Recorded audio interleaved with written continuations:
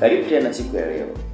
Katika siku ya leo kwenye channel yetu ya afya, tutazungumzia moja tatizo kubwa ambalo limekuwa likiwasumbua watu wengi, hasa wanapokuwa mbele za watu. Nalo ni kuwa na hofu kubwa, aibu kali na kujihisi kwamba una kasoro. Kama je kukupata, basi kuna ambaye imekuwapata. Swali la kujiuliza, je, umewahi kukutana na hali hii? Yani unaenda kuzungumza mbele ya watu au kufanya jambo kubwa kwa faida ya watu ambalo linafanyika hadharani, moyo ukawa unadunda kwa kasi, mapigo ya moyo yanaenda mbio, lakini pia sauti haitoki kama unazungumza, mwili unatetemeka, na kubwa zaidi unajihisi kuwa una kasoro fulani ambayo inapunguza hali ya kujiamini. Sasa katika mada leo tutaangalia chanzo, sababu za kisayansi, sababu za kisaikolojia na sababu za kiroho, na jinsi gani ambavyo tunaweza tukaizuia hali hii. Utakuwa na Daktari Lenny Komba kukuletea mada hii kwa undani. Kama bado hujajiunga nasi, basi jiunge nasi kwa kubonyeza alama subscribe kisha kengele pembeni yake. Tuanze na maana ya aibu. Nini maana ya aibu? Aibu ni hali ya ndani ya hofu inayoambatana na kujihukumu, kuto kujisamini na kujiona kuwa huna thamani au hufai katika jamii au katika hadhara ambayo unakwenda kuzungumza. Na hisia za kasoro, hii ni hali inayoambatana na kuhisi kwamba huna vigezo au haukizi vigezo vinavyoendana na hadhara unayokwenda kuzungumza au kufanyia kazi au jamii fulani unayokwenda kukutana nayo. Unaweza kuhisi kwamba haukizi vigezo vya elimu, vigezo vya mavazi, vigezo vya sura au vigezo vya uwezo fulani. Hii ni hisia za ndani. Hisia hizi zinaweza zikaathiri ufanisi wako wa kazi au pia zikafanya usifanye kazi vile ambavyo inatakiwa. Sasa tunakwenda kuangalia sababu za hali hii. Sababu za kawaida. Sababu ya kwanza ni kujilinganisha kupita kiasi. Baadhi ya watu huwa na tabia ya kujilinganisha kupita kiasi, hasa kupitia mitandao ya kijamii. Kwanza kabisa huanza kulinganisha na wale ambao wamesoma nao. Hivi watu ambao nimesoma nao, utanichukuliaje nikifanya jambo hili? Lakini pia sababu ya pili ni malezi. Kupitia malezi ya nyumbani au katika shule, tumekuwa na tukilinganishwa sana katika nafasi za elimu au nafasi fulani, jambo ambalo linalopoteza kujiamini kwa baadhi ya watu. Lakini pia sababu ya tatu ni historia ya tukio la kuaibishwa. Kama umewahi kuaibishwa au kufanyiwa vitendo ambavyo si rafiki, baadhi ya watu huwapotezea hali ya kujiamini, na hali hii huweza kudumu hata maisha yote kama hawatalifanyia ufumbuzi. Kuna watu maarufu ambao wamewahi kufanyia vitendo vya ajabu kwa watoto na baadaye wakaweza kuikabili hali na kuweza kuishi tena na kuwa na athari kubwa chanya katika jamii. Mfano, Oprah Winfrey amewahi kuwa na hali hii pindi alipokuwa mtoto, lakini baadaye akaifanyia marekebisho na amekuja kuwa mtu maarufu hapa duniani. Hebu tuone sababu za kisayansi. Je, kuna sababu za kisayansi zinazochangia hii? Jibu ni ndio, kuna sababu za kisayansi.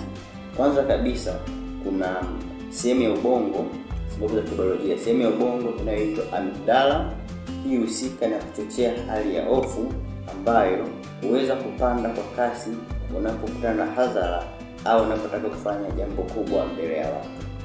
Lakini pia kuna homoni ya cortisol au tunaitaga stress hormone. Hii ni homoni ambayo huweza kukuandaa kupambana na hatari. Na unapokwenda mbele ya hadhara inakupa alert kwamba inapanda kwa kasi na kukupa alert ambayo inakufanya ufanye maandalizi ya kina, kwani unaweza kuaibika. Kuna sababu za kurithi. Kuna baadhi ya tabia ambazo watu wengi huweza kurithi. Unaweza kurithi aibu kutoka kwa baba au kwa mama au kwa ndugu aliyepita. Lakini pia kuna athari za kiakili. Athari za kiakili zinachangiwa na kujihoji kupita kiasi. Unaweza kaenda kuzungumza mbele ya watu ukaanza kujihoji kupita kiasi au kuwa na fikra ambazo si halisi kuhusu watu wengine. Unaweza kuhisi, mbona kama watu wote hapa wamependeza alafu mimi sijapendeza? Mbona kama watu wote wamevaa suti alafu mimi nimevaa shati na suruali? Kwa hizo zinakuwa ni fikra ambazo hazina uhalisia, au unaanza kufikiria kwamba watanichukuliaje kama nikiharibu. Unakuwa na fikra za kushindwa kabla ya kufanya jambo. Hizo ni fikra hasi ambazo zinapunguza uwezo wa kujiamini. Hebu tuone tunawezaje kuikabili hali hii. Hali ya hofu na aibu ni hali ambayo inaweza kudhibitiwa kirahisi sana. Lakini pia hii hali isipodhibitiwa inaweza kuwa na athari hasi katika maisha yako. Sasa tunawezaje kudhibiti? Jambo la kwanza ni kutafuta chanzo cha hofu inayokukabili. Tafuta chanzo, ikiwa kama ni kujilinganisha na watu, kama sababu za kibiolojia au sababu za kulisi. Ukishapata chanzo husika, unaweza kuikabili hali hii. Jambo la pili, punguza kujilinganisha kupita kiasi na wengine. Acha kujilinganisha kuhusu maisha ya watu wengine. Kila mmoja ana safari yake ya kipekee ya maisha yake. Jambo la tatu, tafakari na badilisha fikra za kujilinganisha. Tumia mfumo wa cognitive behavior therapy. Yaani, huu ni mfumo unaokuruhusu wewe kufanya mazoezi madogo kujiamini, ambayo hatimaye hukujengea uwezo mkubwa kujiamini.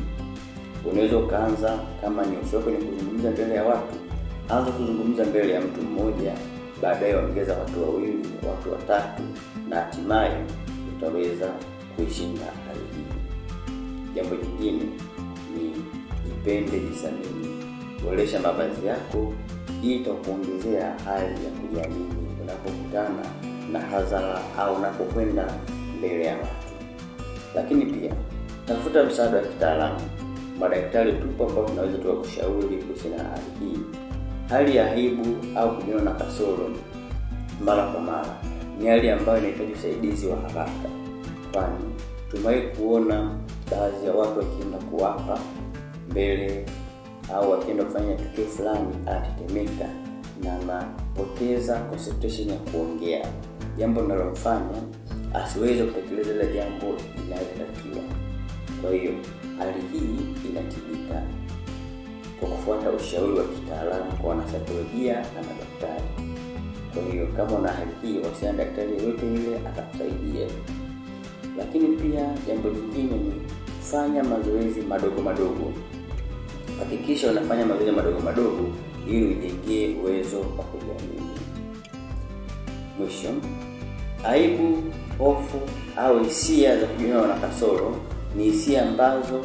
ni hisia za ndani ambazo zinaweza zikatibika, lakini isipotibika inaweza kuwa na athari hasi katika safari ya maisha yako.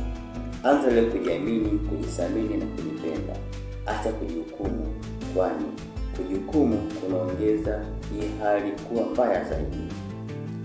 Kama umependa mada yetu na ulikuwa bado hujajiunga nasi, ungenasi kubonyeza alama ya subscribe. Ulikuwa nami Daktari Lenny Komba. Nikutakie siku njema na Mungu akubariki. Tukutane katika mada ijayo.